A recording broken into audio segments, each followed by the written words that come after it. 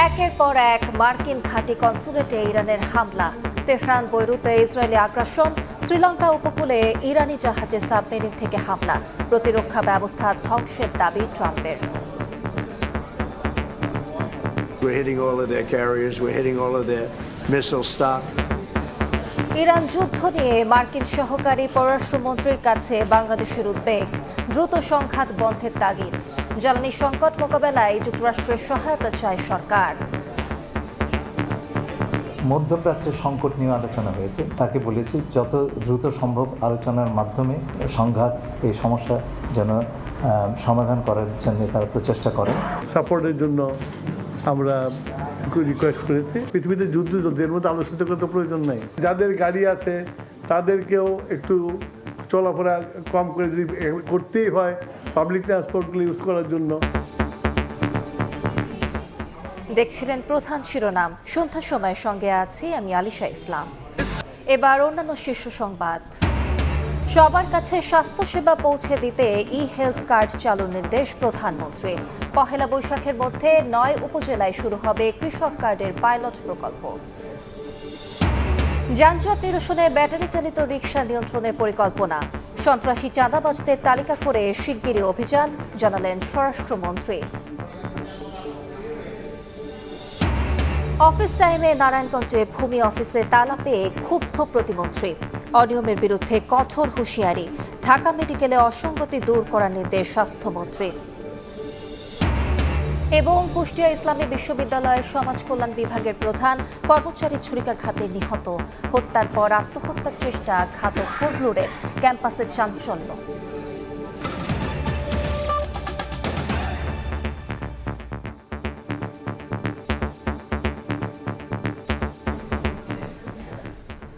মধ্যপ্রাচ্যে একের পর এক জ্বালানি স্থাপনা, মার্কিন ঘাঁটি ও কনসুলেটে হামলা চালিয়ে যাচ্ছে প্রতিশোধে মরিয়া ইরান।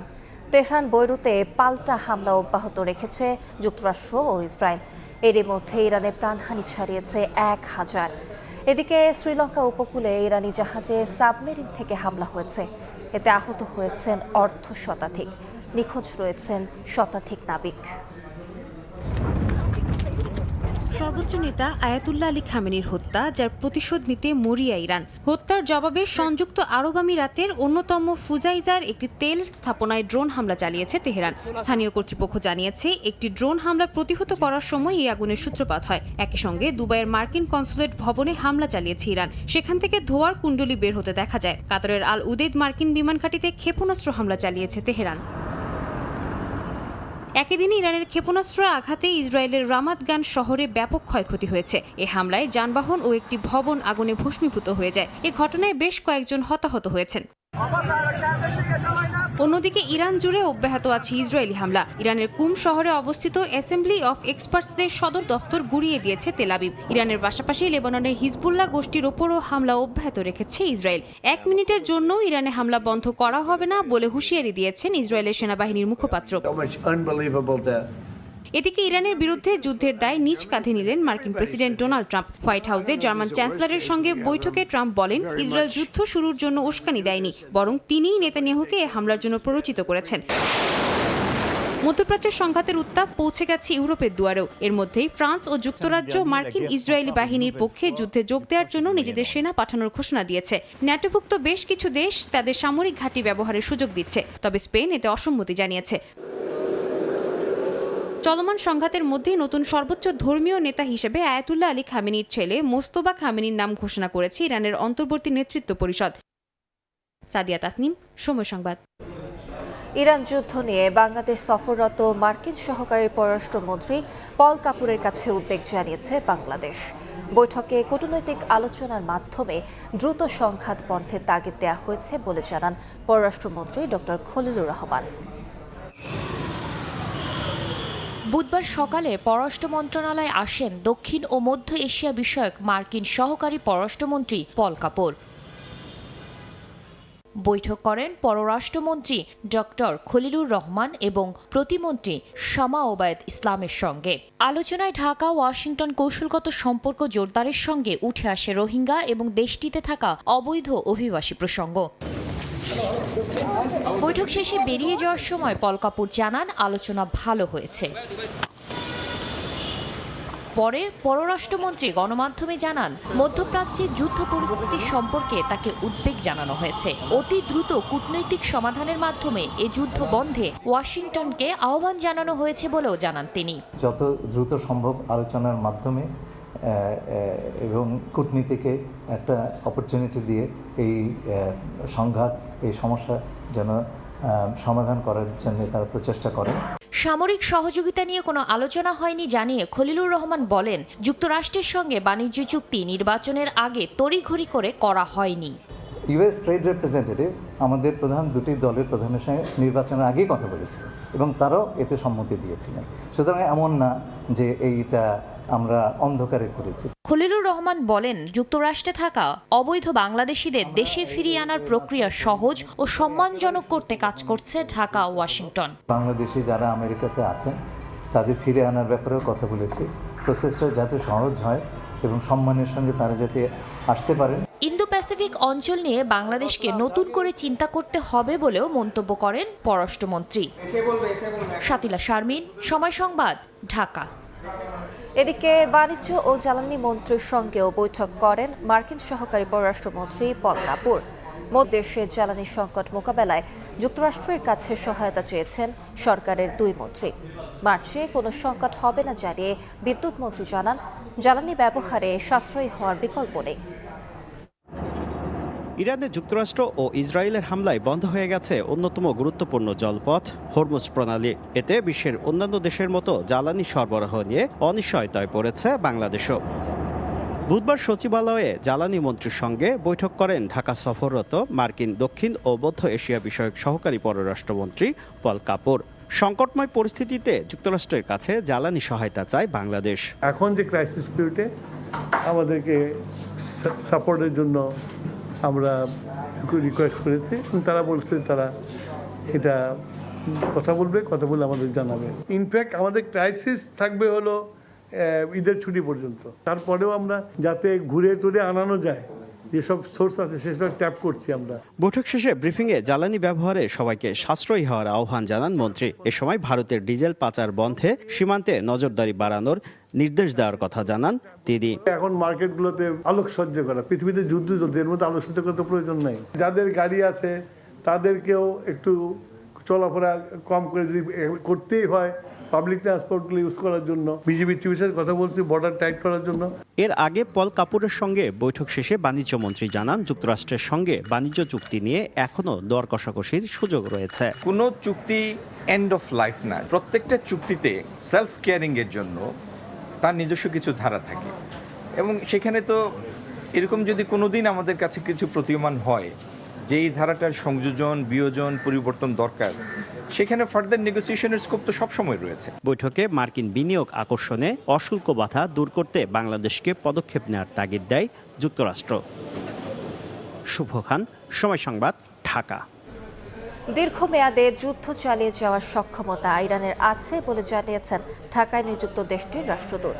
দূতাবাসের সংবাদ সম্মেলনে চলমান সংকটে মুসলিম দেশগুলোর সহমর্মিতা প্রত্যাশা করেন তিনি। ইরানের প্রতি সমর্থন ও সহমর্মিতার জন্য বাংলাদেশ সরকারের প্রতি কৃতজ্ঞতা জানাচ্ছি। আন্তর্জাতিক আইন রীতিনীতিকে অবজ্ঞা করে ইরানে হামলা করেছে ইসরায়েল ও যুক্তরাষ্ট্র। যুক্তরাষ্ট্র শান্তির পথে না আসা পর্যন্ত সর্বশক্তি দিয়ে লড়াই চালিয়ে যাবে ইরানের শান্তিকামী জনগণ। দেখছেন সন্ধ্যার সময়। আরএফএল এসডব্লিউআর পাইপই মাপে যা বলে তাই দেয়। RFL SWR pipe and fittings. জনগণের দোরগোড়ায় স্বাস্থ্যসেবা পৌঁছে দিতে হেলথ কার্ড চালু করতে যাচ্ছে সরকার। সুস্বাস্থ্যের বাংলাদেশ নিয়ে বৈঠকে এ নির্দেশনা দেন প্রধানমন্ত্রী তারেক রহমান। সরকার প্রধানের সভাপতিত্বে আলাদা বৈঠকে পহেলা বৈশাখের মধ্যে ৯ উপজেলায় কৃষক কার্ডের পাইলট প্রকল্প চালুর সিদ্ধান্ত হয়েছে। নির্বাচনী প্রতিশ্রুতি বাস্তবায়নে প্রতিদিনই বিভিন্ন মন্ত্রণালয়ের মন্ত্রী, প্রতিমন্ত্রী ও কর্মকর্তাদের সঙ্গে বৈঠক করছেন প্রধানমন্ত্রী। বুধবার সচিবালয়ে কৃষক কার্ড সংক্রান্ত সবশেষ অগ্রগতি আলোচনায় সভাপতিত্ব করেন তারেক রহমান। বৈঠক শেষে কৃষিমন্ত্রী জানান পহেলা বৈশাখের মধ্যে 9 উপজেলায় শুরু হবে কৃষক কার্ডের পাইলট প্রকল্প।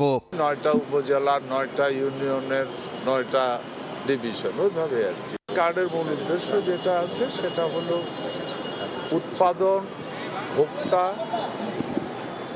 কৃষি জমি, কৃষির পণ্য, ভ্যারাইটি সব কিছু যেন আমরা নিয়মতান্ত্রিকভাবে কৃষক পেতে পারে এবং গভর্নমেন্টের কাছে যেন সমস্ত তথ্য সঠিকভাবে আসে। সুস্বাস্থ্যের বাংলাদেশ কর্মসূচি সংক্রান্ত সেলের অগ্রগতি নিয়েও বৈঠক করেন প্রধানমন্ত্রী। এ সময় জনগণের দোরগোড়ায় স্বাস্থ্যসেবা পৌঁছে দিতে হেলথ কার্ড চালুর নির্দেশ দিয়েছেন তারেক রহমান। এর আগে বৃক্ষরোপণ সংক্রান্ত সেলের পর্যালোচনা সভাও করেন সরকার প্রধান। পরে বন, পরিবেশ ও জলবায়ু পরিবর্তন বিষয়ক মন্ত্রী জানান 1 বছরের মধ্যে 5 কোটি গাছ রোপণ হবে মে থেকে। মে মাস থেকে আমাদের এই বৃক্ষরোপণ শুরু। তো আমরা চাচ্ছি যে এবছরে আমরা যেন 5 কোটি পূরণ করতে পারি, সেটা নিয়ে আমরা বিস্তারিত আলোচনা করছি। এদিন 8 প্রতিমন্ত্রীর দপ্তর পুনর্বণ্টন করে প্রজ্ঞাপন জারি করেছে মন্ত্রিপরিষদ বিভাগ। প্রসূন আশিস, সময় সংবাদ, ঢাকা। দেশের তালিকা করে শিগগিরই অভিযান শুরু হবে বলে জানিয়েছেন স্বরাষ্ট্রমন্ত্রী সালাউদ্দিন আহমদ।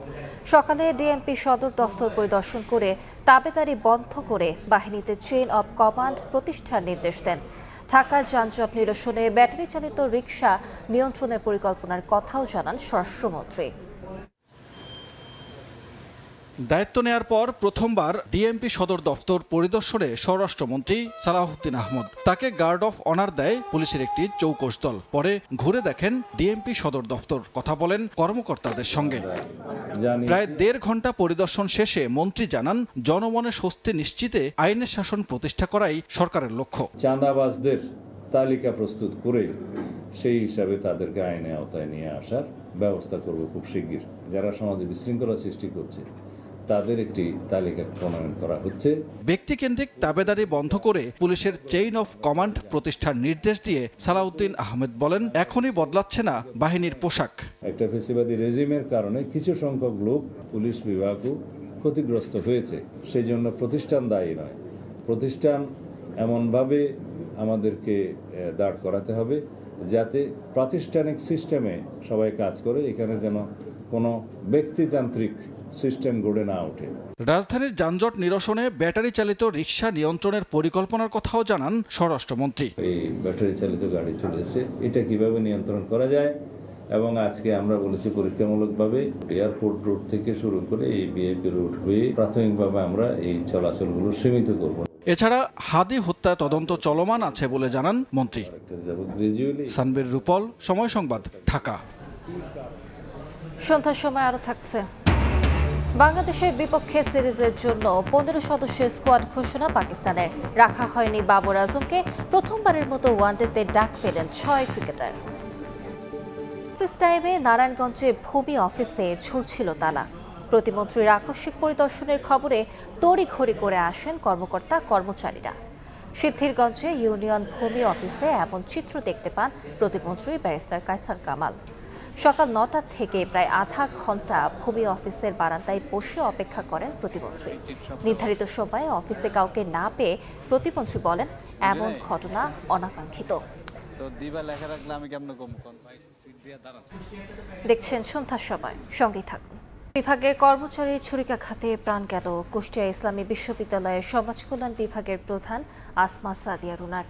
পুলিশ জানায়, বিকেলে থিওলজি অ্যান্ড ইসলামিক স্টাডিজ অনুষদ ভবনের সমাজকল্যাণ বিভাগে নিজ কার্যালয়ে রুনাকে ছুরিকাঘাত করে বিভাগের কর্মচারী ফজলুর রহমান। পরে সে নিজেও আত্মহত্যার চেষ্টা করে বলে জানান শিক্ষার্থীরা। খবর পেয়ে প্রক্টোরিয়াল বডি ও পুলিশ ঘটনাস্থলে পৌঁছে দুজনকে উদ্ধার করে সদর হাসপাতালে পাঠায়। পরে চিকিৎসক রুনাকে মৃত ঘোষণা করেন। বেতন নিয়ে মতভেদ ও অন্য বিভাগে বদলি চেয়ে হত্যাকাণ্ড বলে ধারণা পুলিশের। সন্ধ্যার সময় নিজের বিরুদ্ধে ওঠা অভিযোগের পরিপ্রেক্ষিতে সংবাদ সম্মেলনে কথা বলছেন এনসিপি মুখপাত্র আসিফ মাহমুদ সজীব ভুঁইয়া। সরাসরি যাচ্ছে সেখানে। সহ দিলাম অধিকতর স্বচ্ছতার জন্য, এবং এই সবগুলো আমরা সফট কপি আপনাদেরকে প্রোভাইড করে দেবো সামারি সহ। সেখান থেকে আপনারা ডিটেলস জেনে নিতে পারবেন। তারপরে যদি কোনো কিছু নিয়ে সন্দেহ থাকে বা কোশ্চেন থাকে, তাহলে সেটা আমাদেরকে করতে পারেন। আমাদের পার্টির যিনি মিডিয়া দেখেন, মিডিয়া টিম আছে, তাদের মাধ্যমে অথবা আমাকে সরাসরি আপনারা জানতে চাইতে পারেন। এই হিসাবটা দেওয়ার উদ্দেশ্য হচ্ছে আমরা একটা স্বচ্ছতা এবং জবাবদিহিতার মধ্য দিয়ে যখন দায়িত্বে ছিলাম তখনও কাজ করেছি এবং এখনও কাজ করছি, এবং সামনের দিনেও জাতীয় নাগরিক পার্টি স্বচ্ছতা এবং জবাবদিহিতাটাকে সর্বোচ্চ গুরুত্ব দিয়ে কাজ করবে, এটা আমাদের একটা অঙ্গীকার। সেই জায়গা থেকে এবং আমার কোনো কিছুই লুকানোর নেই, আমি আমার দায়িত্ব সর্বোচ্চ স্বচ্ছতা এবং জবাবদিহিতার সাথে পালন করেছি। এবং আমি দায়িত্ব ছাড়ার পরে 4 মাস হয়েছে, আপনারা অনেক সময় অনেক গুঞ্জন শুনেছেন, অনেক নিউজ দেখেছেন, অনেক নিউজ আমরা যখন যোগাযোগ করতাম হাউসে তখন তারা আমাদেরকে বলতো যে ভাই আমাদের কিছু করার নেই, আমাদেরকে তো লিখিত দিয়ে গেছে এটা ছাপানোর জন্য। আপনারাও হয়তো অনেক সময় এই বিষয়গুলোর অভিজ্ঞতা পেয়েছেন এবং আপনারা দেখেছেন যে গতকালকেই আপনারা হয়তো জেনেছেন যে আমাদের জাতীয় নাগরিক পার্টির আরেকজন সাবেক সদস্য গোলাম সালাউদ্দিন তানভীর, তাকে নিয়ে একটা 400 কোটি টাকার বিশাল ন্যারেটিভ এবং এক ধরনের প্রোপাগান্ডা করা হয়েছিল।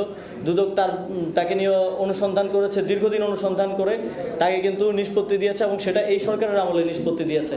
কিন্তু তার যে এবং আমাদের পার্টির যে এই সংশ্লিষ্ট নিউজ এবং প্রোপাগান্ডার কারণে এক ধরনের হেনস্থার শিকার, হ্যারাসমেন্টের শিকার হতে হলো এবং এক ধরনের ইমেজ নষ্ট হলো, এইটার কোনো রিপেমেন্ট বা এই ধরনের কিছু নেই। আর আমার ক্ষেত্রেও ঠিক একই বিষয় ঘটেছে এবং যারা বিগত সময়ে সরকারের দায়িত্বে থাকার কারণে বিভিন্ন দায়িত্ব পালনকালে নানাভাবে মনক্ষুণ্ণ হয়েছেন, তারা এই চেষ্টা। আমরা সরাসরি যুক্ত ছিলাম বাংলা মোটরে, বক্তব্য রাখছিলেন আসিফ মাহমুদ সজীব ভুঁইয়া। তার বক্তব্যের সম্পূর্ণ অংশ দেখতে ভিজিট করুন সময় টিভির ফেসবুক পেজে। এই ছিল সন্ধ্যার সময়, এরপর জনপদের সময় সঙ্গে থাকবেন জাফর সাদিক। ধন্যবাদ আলিশা। জনপদের সময় নিয়ে আসছি কিছুক্ষণ পর, সঙ্গে থাকুন সময়।